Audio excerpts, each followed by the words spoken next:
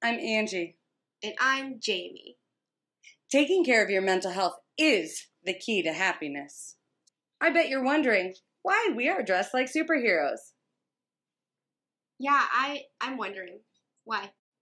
It's because therapists truly are superheroes. Whose idea was spandex? I'm looking at you, Angee. Okay, yes, and I don't necessarily have the body for it, but that doesn't matter because your self-worth is not wrapped up in what society says. Welcome to the Shrink Show. Get on my back.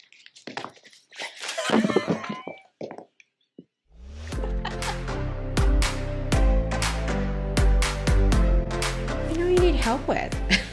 I'm not doing anything. Except for work. Just the problem is I don't know what I need help with.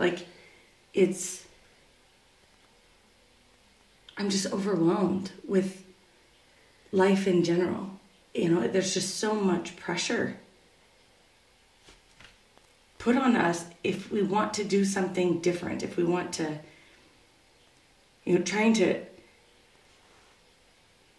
create the nonprofit while doing the podcast, while working full-time, while being a parent, while trying to enjoy my fucking life. Like, I woke up this morning and I weighed myself and I'm like, Jesus, you've gained like 20 pounds in like 8 months. And I thought, oh, I need to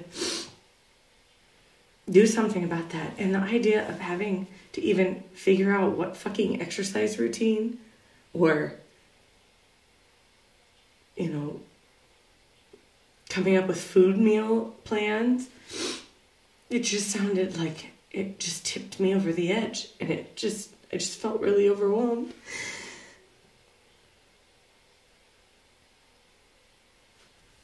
And it's like, I feel like a hamster in a wheel.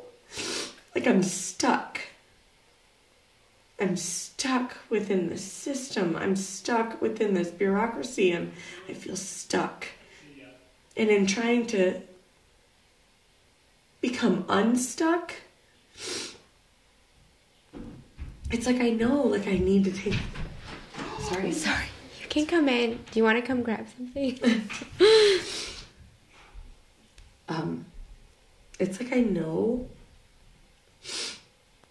that I need to take this leap of faith of some kind. Either that or I just need to calm down and not feel rushed. I don't know. And it's like my brain needs to work, but I can't get it to work. Like even just wanting to write my memoir. Like I know that would be helpful for a lot of people, especially right now. People like stories. And they can learn from the lessons that I've learned. Well, what am I going to write? I wake up at 6 a.m. and I don't get home from work and kids until 5 p.m. And then I have to give them attention because I want to. Not that I have to, but I want to. Mm-hmm. And you got to do baths and you got to,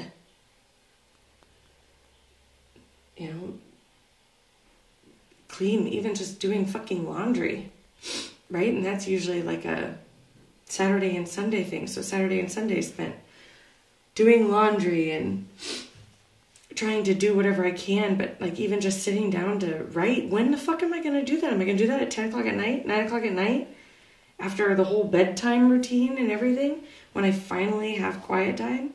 And at that point, my brain doesn't work and I need to shower. I need to get ready for the next day or just spend time with my husband because that relationship is important to me. Like, when do we make time for everything? And I actually had the thought this morning of, what if the reason so many people, including myself, are diagnosed with ADHD lately isn't because we actually have fucking ADHD? What if it's because life is just so overwhelmingly heavy and expects us to be able to juggle so many things? Like, what if that's the reason I can't focus? Because I have so many things that I am expected to focus on. Like, the jobs of mothers didn't change when moms started going to work. And am I expecting too much, trying to be ambitious and have a career and also be a loving mom and also take time for myself? I don't fucking know. Or is this an addiction to struggle? Am I addicted to struggle, or am I just trying to get out of the fucking wheel? You know? I don't know. I'm just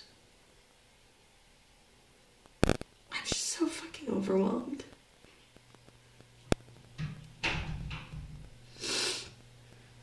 Because tell me this. It sounds like it's the day-to-day work, kids, staying alive and maintaining the household. And then on top of that, you also want strong relationships within all of those things. So husband, children, I'm assuming coworkers are in there. And then on top of that, you want to be writing a book. And then on top of that, you want to be creating a nonprofit from scratch that doesn't exist like any other nonprofit like it. Yeah. And you're telling me that you're overwhelmed. Just making sure we're on the same page. Yeah.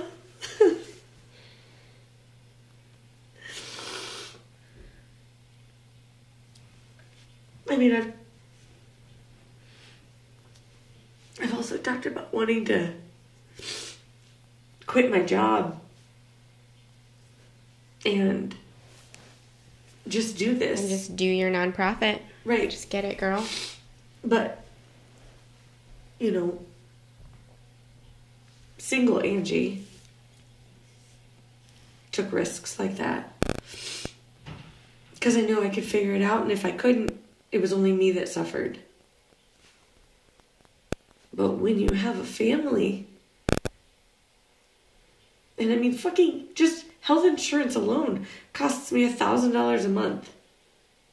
Mm-hmm. That's just health insurance. You know, it's like, how do you take a leap of faith financially if you don't have the finances to take that leap of faith? Mm-hmm. You know, and it also seems like, well, I work at a school, so the end of May, like, just it's just the, you know, mid-February. So mid-February until the end of May doesn't seem like that long. And then I have the summertime. But the summertime, I can't do these things either because my kids are home. It's very difficult to focus when you're constantly distracted.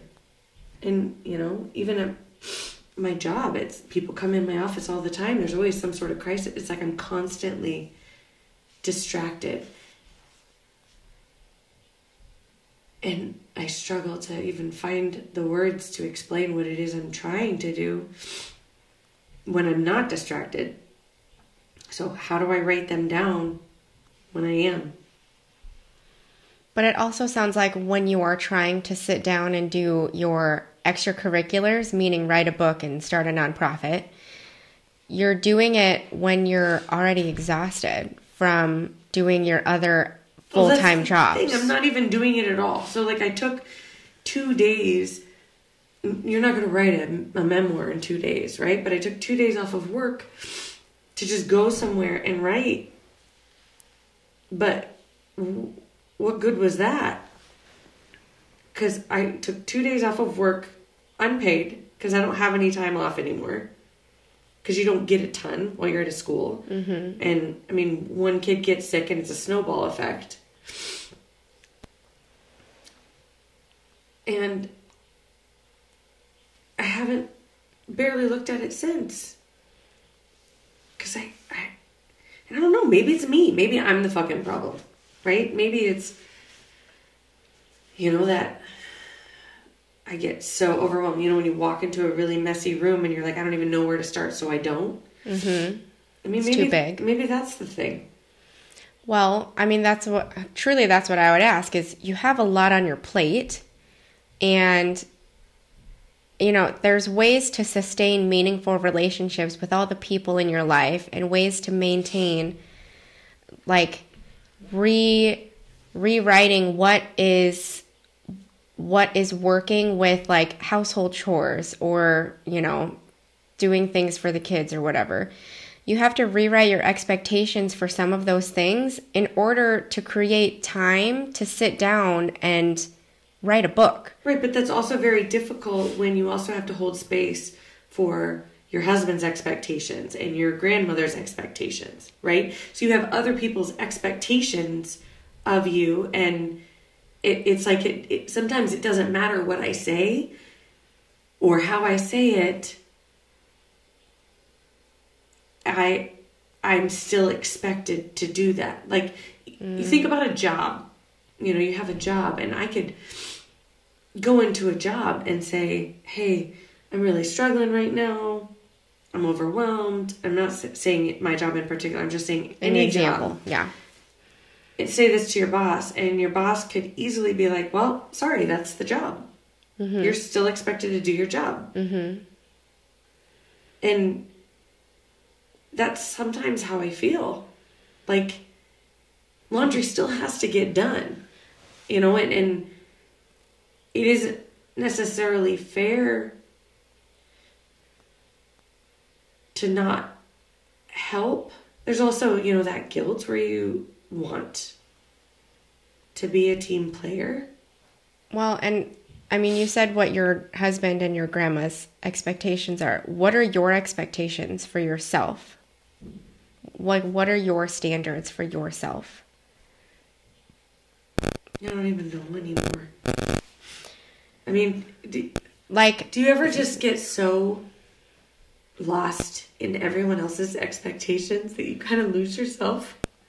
I feel like I used to, but I don't, because I've refocused on only my expectations. And as long as I know, but it's exhausting.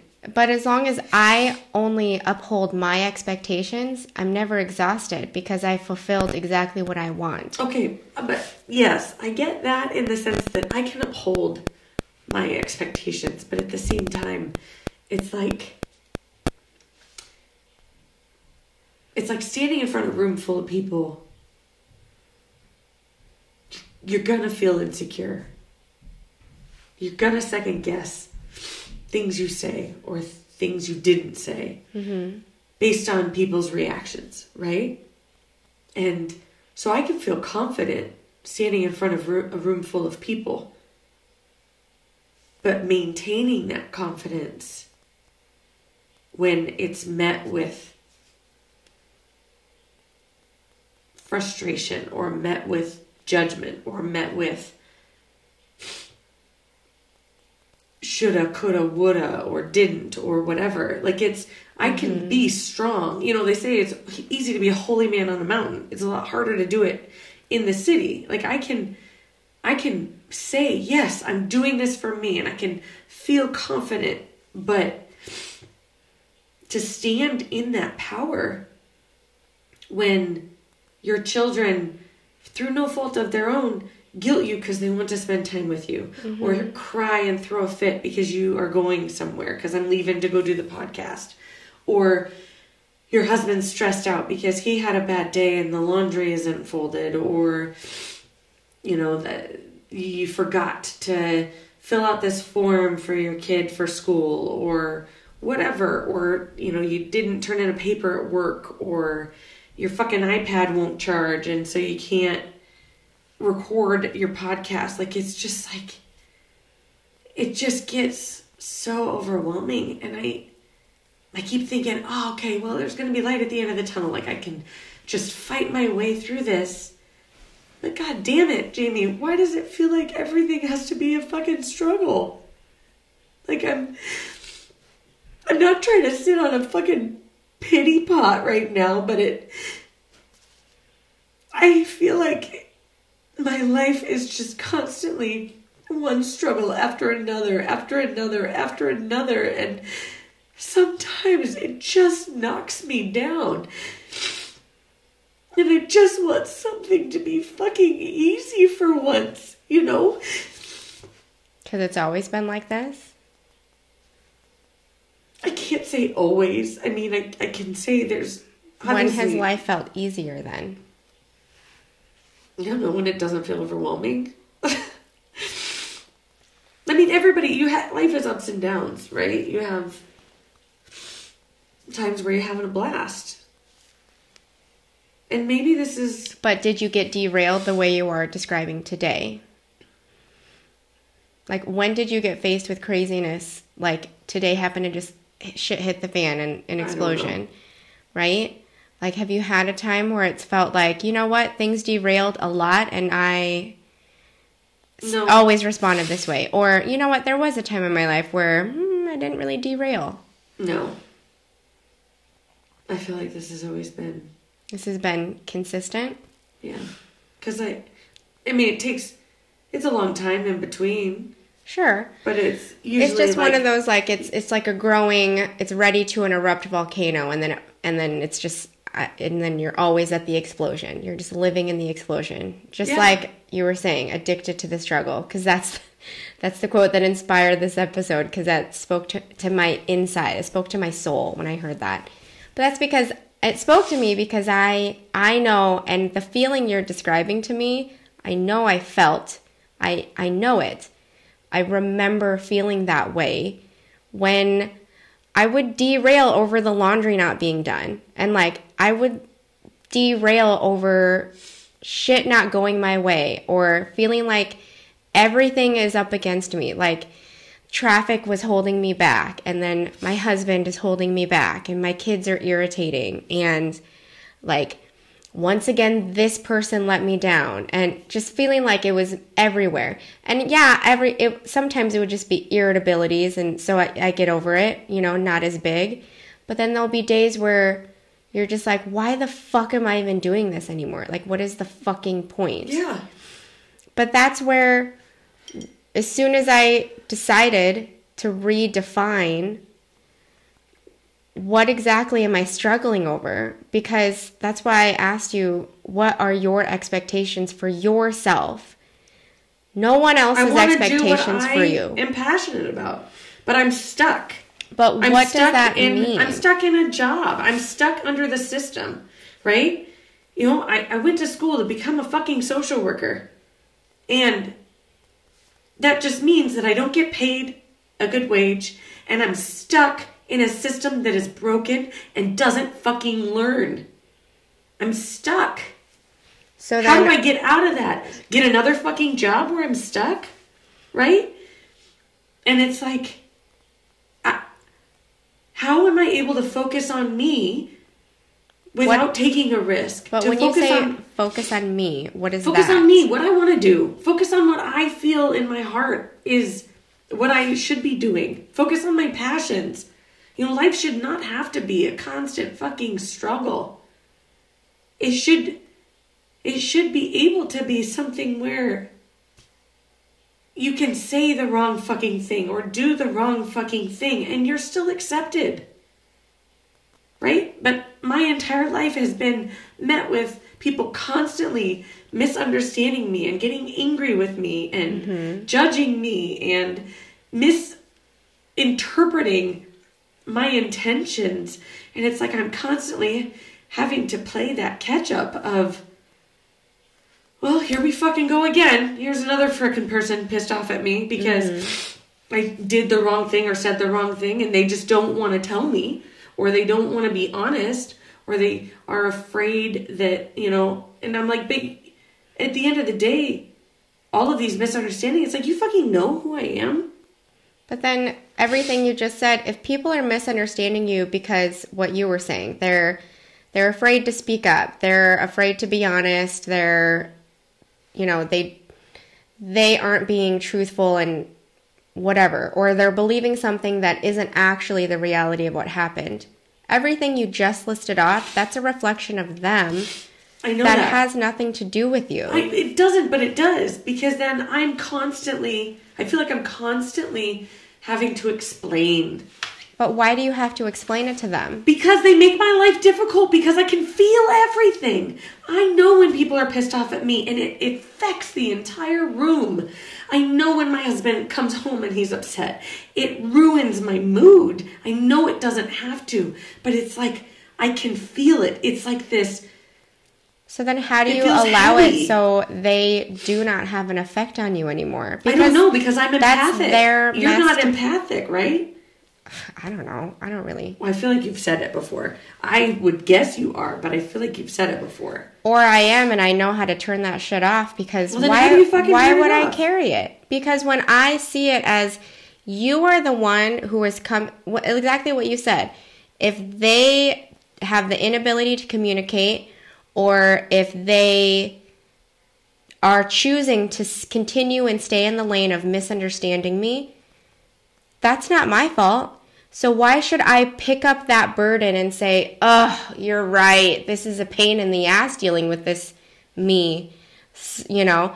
Why should I carry something that doesn't belong to me? That belongs to them. But it's possible it does belong to me. And that's kind of the thing where I struggle is relationships are that give and take. They are that... I don't see myself as 100% right, ever. I see it as we all have a piece of the puzzle. And, you know, it doesn't mean I may not end a relationship or I may not create a boundary within myself.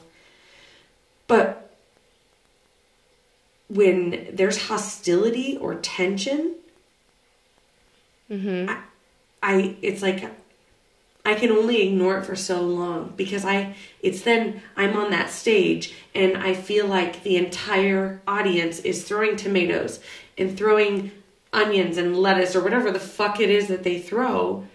Yeah. And you can only ignore that for so long and keep going. I think because I've shifted this way, though, even with my husband and I, he will we both are just like, we'll say it to each other now. We'll be like, you're the one who's upset. I am not upset. So I'm going to go on and do this. You can stay here and be mad. But I'm not, like, there's the ship of me and the children, we're not going down. So we'll go and do something else. Then the other person can decide if they're just going to stay in whatever they're in, or if they're going to join us in wherever we're at. But we'll say that to each other because it's not worth it. We used to be in a place where we would... That. What do you do in a relationship where it's, you know, like a former colleague? When you used to... Like, what if a colleague's pissed and you have to work with them every fucking day? Then that's shit. It's either... The way I see it is it's fucking on them. It's not my fucking fault. It is, but how do you let that go? You don't have to pick it up in the first place. I just don't pick it up because it's not my burden to carry. Right. It's not my fault that you're the one who is having a struggle here, but I don't have to drown with you. I don't know how to let it go. I don't know how to not pick it up. I ignore it. I mean, I had a colleague who's been pissed off at me since Halloween. I just talked to him the other day because I was like, enough is enough. And I've felt it since that time. I have ignored it and ignored it and ignored it. And it's just been difficult because it just is that extra layer of work that I have to do with my job. Mm-hmm. Not even that relationship. And I finally was like, why are you upset with me? How is it any different than, okay, we've talked about in past episodes baby mama drama. So my baby mama hates me and we'll never be friends. There was a time where it would derail me. I would get so mad and it would wreck my month. I would text you. I would text everyone who would listen about, like, she's making my life miserable. Like, she's ruining, like, my boyfriend at the time or husband at the time if we were married. Was like, she's wrecking this. She's ruined this. Can you believe this? Like, just, it would wreck me. And I would spend all night Googling, like, what do you do when this happens?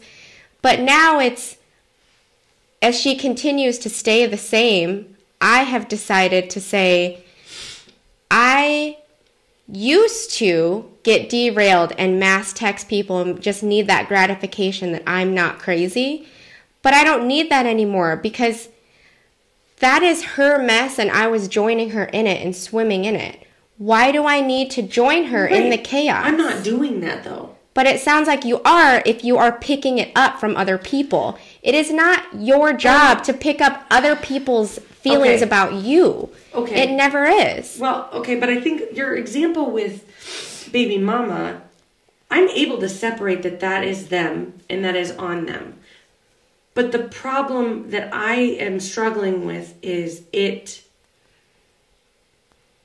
creates discomfort in my world. If my husband's pissed off at me, he is uncomfortable to be around. I can't have communication with him. He won't talk to me. He'll disappear, and then I'm left alone with the kids. So then this is what I do if this happens in my household. I go and do what I wanted with my kids that day, and he can fucking stay home and wallow in his bullshit. Right. I don't fucking care. Right, but that doesn't necessarily solve the problem. No, because the problem is him. It is not mine. Right, but my husband wouldn't feel left out if I took the kids somewhere. Well, then that's his problem. So sad for him. My job is, my priorities in life, my expectations for me is I want to have a fulfilling, loving relationship with my kids. Others may join, but if you want to sit at home because you're mad that I didn't do the laundry, then so sad for you. So sad for you. That's okay. You can be mad about that. I'm going to move on. I don't need to sit here and be like, oh my gosh, can I make it better? How do I tiptoe around you to make it better? Right, but that is not my problem to carry. That is not my burden. I understand what you're saying. I do. But you disagree because... It's not that I disagree, but that's not the entirety of my overwhelm. Right? Okay, yeah, maybe I should get better at ignoring my husband or coworkers or the expectations that the entire fucking world puts on me because they see me as strong and they see me as not broken. And so they just fucking, like, everyone sees me as an easy punching bag, right? I say something and someone else says the exact same fucking thing in the exact same fucking way and I'm a bully because people don't see me as emotionally vulnerable for whatever reason. I don't know, and it doesn't even matter. What matters is sometimes I'm just fucking tired. I'm tired of being strong. I'm tired of trying to figure out everything. My fucking toddler right now bit a kid at school today and smeared shit all over her room yesterday. Great. Okay, how the fuck do I solve that problem? What the fuck is wrong? What the fuck do I need to do differently? How do I help it? She knows how to use her words. I know she's only almost 3, but what I know is usually we bite and react when we don't know how to use our words or when we haven't been fucking taught. Well, she has. And she does know how to use her words. She knows not to smear shit. We've had this conversation. Because she'll stick her hands in her pull-up and, have shit on her hands. And she wouldn't normally smear it, but this time she did. She no longer goes to the bathroom in the toilet. She's regressed. And so then all of these things happen. And whether I should fucking take it personal or not, I do. And I think, what the fuck am I doing wrong as a mom? I'm not there enough. I'm not explaining enough. I'm failing because I'm trying to do too many things. I'm trying to juggle too many fucking things. Something needs to give.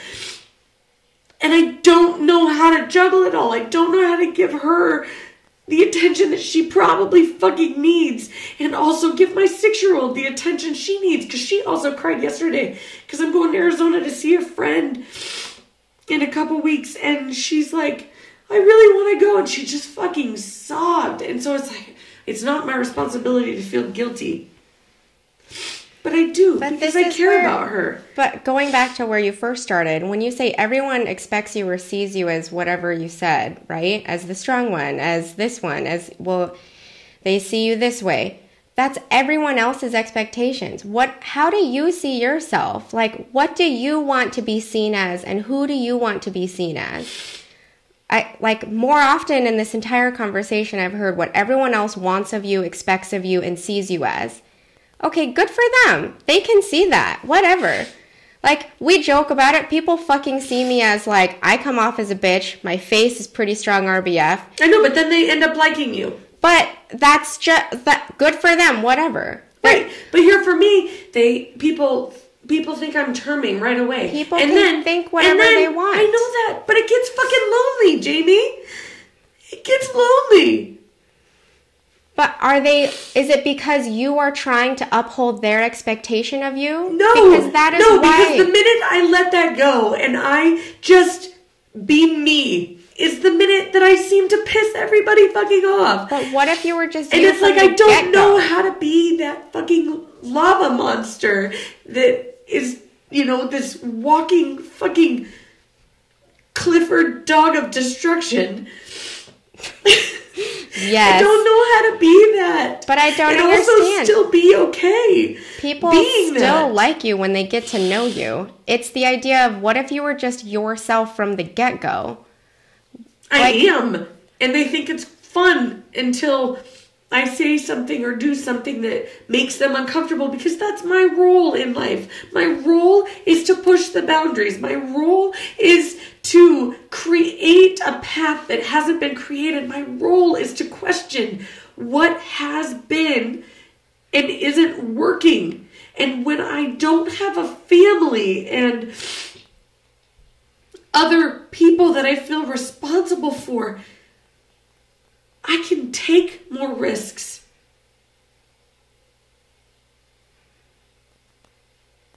It sounds like more to lose now. Well, it sounds like you also feel the burden of responsibility of literally 100% of the world. And that's probably why you're overwhelmed by just getting the laundry done. Because that's why it goes back to what do you expect of yourself? And like I tell my clients, sometimes you have to practice this idea of, because we go through the day, like just a day, like today's Wednesday, right? We get our Wednesday done. We know we're going to go to work. We know we're going to podcast today. We know we're going to do these things, right? But out of everything that you're doing today, what are the top 3 things that like if you get done, you and only you will be happy? Like, yeah, there are things where like, yeah, it was crazy hair day today, so I needed to get my daughter's hair done. But the thing that I really wanted to remember to do today, like I really wanted to eat breakfast. I really wanted, like, I have to pick my things I really want to do. Like, yeah, I want to do these things because that has to get done. But what are the most important things? I don't even know, Jamie, because the way you see the world through, your lists and your organizations and your finance, you create a plan and you follow that plan. I don't think that way, and I think that's why I struggle, because the world is set up for success for people who think like you. I only think that way because I just decide what's the most important. I know. And I don't follow my budget. I literally haven't updated my budget in probably over a year. My priority is building my savings account. So that's literally all I look at. I definitely overdrafted this week. Definitely had to borrow money from my mom. That was unexpected and insulting to my ego. However, I know my focus is my savings account, and I am happy about that. Now, I could have chosen to derail when I had to borrow money and look at my negative money in my bank account right now, because I know old me would have imploded by that. And like if that happened in the past, I probably would have been a major bitch to everyone in my life, mostly my husband. But I just am choosing what I want to focus on and what I'm not going to focus on. Like, what do I want to invest my energy and emotions on? I don't know how to do that when I don't want to focus on my job sometimes. I don't have a choice. I don't want to focus on the needs of my kids. Sometimes that sounds awful, but I don't have a fucking choice. But you choose to not. Like last night, I went to work on our podcast. Sorry to interrupt. But I was working on our podcast last night, and I got interrupted because Iris fucking spread shit all over her bedroom. You know what I mean? Mm-hmm. So it's like, I feel like that, my life is just chaos. Yeah. I think it's choosing what you're going to focus on. Like, you are choosing to not focus on your work when you're taking time off to write your book. Now, I know the day didn't go the way you planned or whatever days, but even last night, I was in the middle of doing something that I wanted. I was in the middle of working out because I wanted to get my workout done. Maddox was going to pee at like 10 o'clock at night, and he only wanted mom. And so Kurt came running down like he's going to wet on the floor, and he's hysterical. So I had to go up, get him to the bathroom in time, console him because he was kind of sleepwalking but had to pee. And then I had to rock him back to bed, do this whole like routine of like getting him back to bed because, you know, there's routines with where each animal goes and then like the hugs and kisses. And that derailed like a good chunk of my workout. But I was frustrated at the fact that I wanted to go to bed early and I wanted to finish everything at a certain time. And according to my itinerary, we were definitely late. But I also was like, I had to tell myself my priority is finishing this workout. Like, I'm not going to half-ass it. I'm not going to just say it was good enough and just go to bed because I'm irritated that I just lost 20 minutes and it's now about 10:30 and I wanted to be in bed by 10 o'clock and I still need to finish my workout and take a shower and put away my laundry. I could have done none of those things, or I could have, you know. But what happens when that is every night? That's every day. I know, that feels like it's every moment of every day, and I'm exaggerating, I know. No, but what I'm saying is I have literally been in your shoes. My husband can attest to, I was not a happy person for quite some time, and all I would do was just focus on every bad thing that happened. Like, the dishes weren't done, or if they were done incorrectly because he doesn't know how to stack the fucking dishwasher. Or, oh, of course the kids made a mess again. Oh, of course I have to clean up this mess. Or, of course, I have to go pick up Gage because you're working late. And that means I have to do all this with the kids because you don't have time for me. Or, oh, my friends have to do this. And I need to make sure I'm available for them and whatever it is that they need. And yeah, my job is exhausting and I have to work late because my clients don't have time. And I can't say no to them because I have to meet my quota. You know, I've been there where that has been my existence, and then I was resentful towards the world. And then, except I don't feel resentful towards the world, and I don't feel like I'm focusing on all the negative. I'm frustrated that I can't, that there doesn't seem to be enough time in the day or my mental wherewithal to focus on what's going to get me out of it. But I'm not necessarily pissed off at my life or angry, you know, all the time.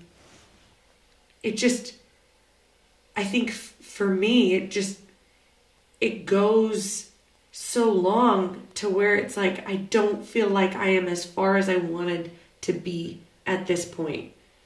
And I'm disappointed. But what if you were to take that expectation and say, I am not where I wanted to be in life, and this is where I am at in life?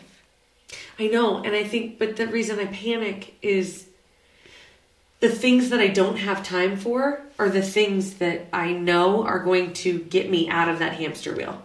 And that's where I get frustrated. And that's where, how can you find a way to reframe when you do get derailed, right? Have you create an itinerary for me?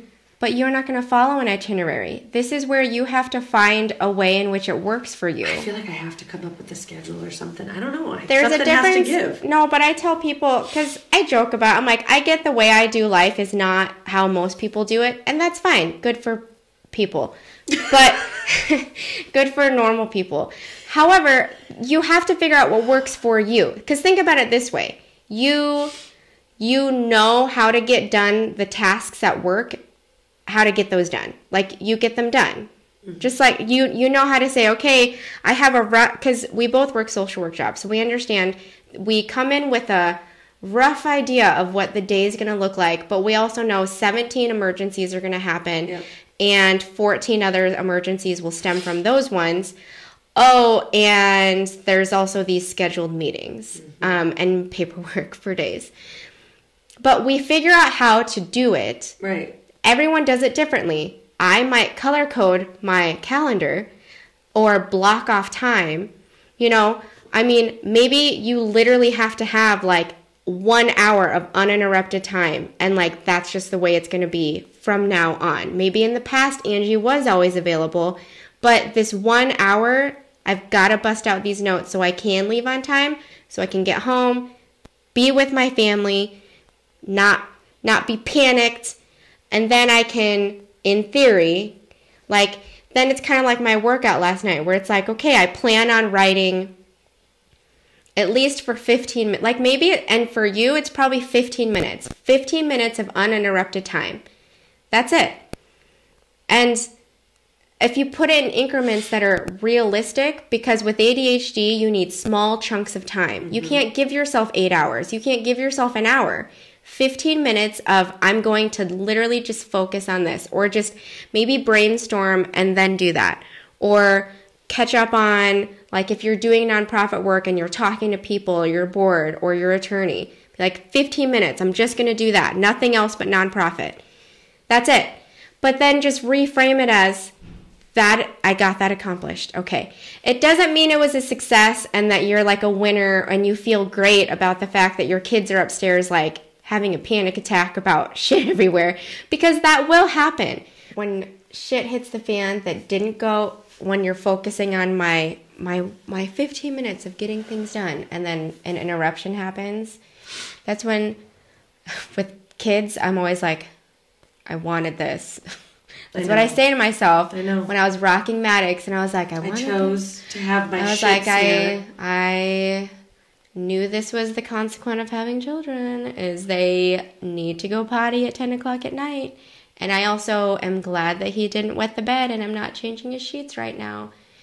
So I'm just going to rock him, and I'm going to, and that's where I have to practice being mindful, meaning I have to just focus on what is happening right now. I'm just rocking my baby. And he feels safe. He's calm. He stopped crying with me. So if I just focus on that. Now, in the past, I would have been like dwelling on like, oh my God, it's fucking 10:30. I wanted to go to bed early. I've already failed at that. And I'm going to be tired tomorrow. So I'm going to bed late. I should have started my workout early. It was because the dishes weren't done in time, because we didn't start dinner until late. And then I would just domino effect and think about everything that derailed my day. And I would just become bitter over that one thing. And that's where I just have to practice being aware of, yes, when derails happen, how can I reframe it to remind myself, this is not the end of the world, right? No. Even like, geez, even with the Becca thing, there was one time where we didn't pick up Gage on time from school, and I freaked out on Kurt, and it was his fault because he took him forever to put his goddamn shoes on. And to go to the bathroom. And I'm like, why do men choose to go to the bathroom literally when we are leaving the house? And I'm like, my God, we got to get Gage. And this was when we lived across town from where his elementary school was. And he had to like go back inside and wait in the office. And I would not let it go for like several hours. And I was like, Kurt, you need to say sorry. You need to feel bad. Like, you need to feel as bad as I was feeling that we didn't get there in time. Like, you need to feel terrible about, and he goes, why? He goes, I'm not going to say sorry. Sometimes people are late. No big, like, we got him. It's not a big deal. We picked him up. Like, this is not going to ruin his day. But I was looking at, like, it's going to ruin his day. We already don't see him enough. We had one job. We have this one time to pick him up from school, and you couldn't do it. And he's like, it's not a big deal. Sometimes we mess up. Sometimes we don't pick up our kids on time. We didn't forget him. We just were 5-10 minutes late. He was fine. He was safe. He was in the office. And we got him. He's happy. We're home. We're eating. Like, chill the fuck out. And I remember I was so mad. I was just so focused on, I wanted to be there early. I wanted to be there. I wanted to pick him up and have that one moment. Mm-hmm. And it would be me and you. Like, he doesn't see you early in the day. He got to see you early. I had a plan of how it would look. And I don't even have a fucking plan. I think that's where I'm stressed, is I don't have a plan. But that's where I have to come up with 3 things a day. That's it. That's where I start. I don't do this anymore. But I did this for like several months, like just to start reframing what is a successful day and what is just, fuck, this was an exhausting day. Because then it's a way for me to be like, damn, this was exhausting. I did a lot. But guess what? I ate breakfast. I got my workout in. And I brushed my teeth. Like, I don't know. Everybody I can't got their think of shoes it. on. You know, Sometime. like, yeah, but I mean, you have to pick what are your 3 things. Because like I said, we're going to get more than 3 things done a day. But it's how can I focus on if those 3 things get done? And it can't be like, you know, my husband will put his laundry away. Like, it has to be stuff that will fill my cup. And like I said, for you, yours maybe you have to have one of your 3 things has to be focused on either your book or your nonprofit. And 15 minutes because you have ADHD. So it's like play the game with the cards that you have. I know. Don't say I'm going to take a full day off and expect a full day of progress because that's bullshit. Like no one with ADHD can do anything with that amount of time. But that's okay. It's learn how to play the game and rewrite your measure of success to what will not only be successful, kind of like you have to win, but what is truly going to fill your cup. You probably already know you're going to like do things with the kids. You probably already know you're going to like do this at work. But what do you actually want? Like what will truly make you feel like this was good? Like yesterday, I had a rough list of everything. No, on Monday when I worked, I had several cancellations, but I was like, thank God, because I have tons of notes I'm behind on. I wanted to do taxes and podcasts, like the show notes and stuff. But then I looked at my list and I was like, well, like I get distracted if I don't take a break every like 30 minutes. So I was like, okay, so I will be happy if I get the taxes done and the show notes done. And I accepted that I will probably not get my notes done. And I'll probably have to work on them like later in the day. Because this was before my first appointment. And so I was like, okay, I'll do that. Now, old me would have been like, no, I can do it all. Like I can do it all and then some. Like I'll be ready. But I just was like, I got my taxes done. I got the show notes done. And then Josh came in to sign the lease and we chatted for a while. And that went longer than I wanted, and I was a little upset about it. But I was like, you know what? I got to catch up with a friend, and I got the 2 things that I wanted done today done. So I'll stress out. I'm stressed about the notes, but I can exhale about the notes. You know?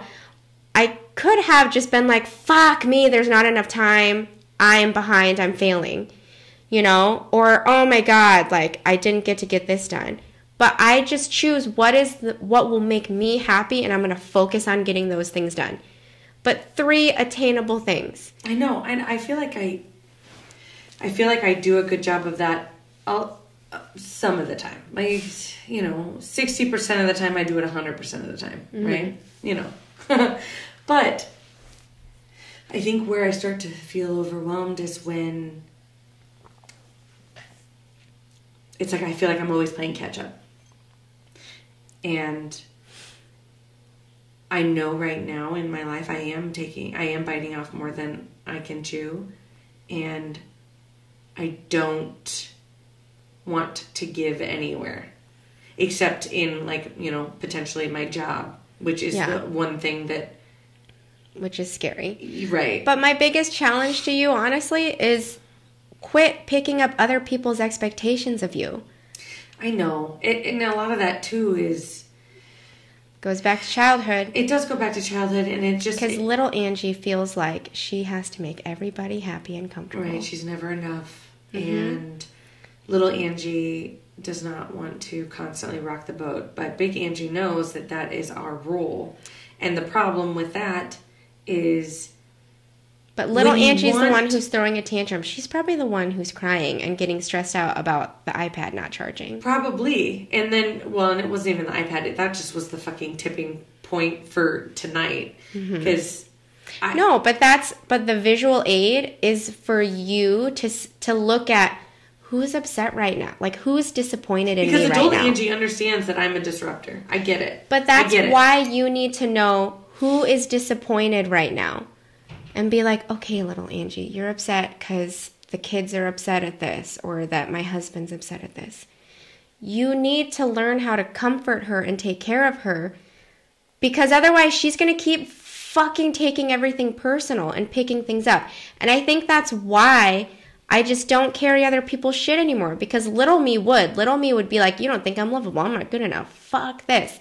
That's why I needed other people's approval constantly. Still kind of do. However, it's not as motivating anymore, because I am just motivated by, well, you know, I'm happy. Do you know what's so funny? So good for you that you're not, but... I did a shamanic journey about this last night, and what I saw was, you know, I was pulled out of Earth. And I saw, like, from myself, right? Like, shot up into the sky, which I was like, oh my God, heights. Even though it's in my mind. Oh, wee! Yeah, it's like scary, like, oh.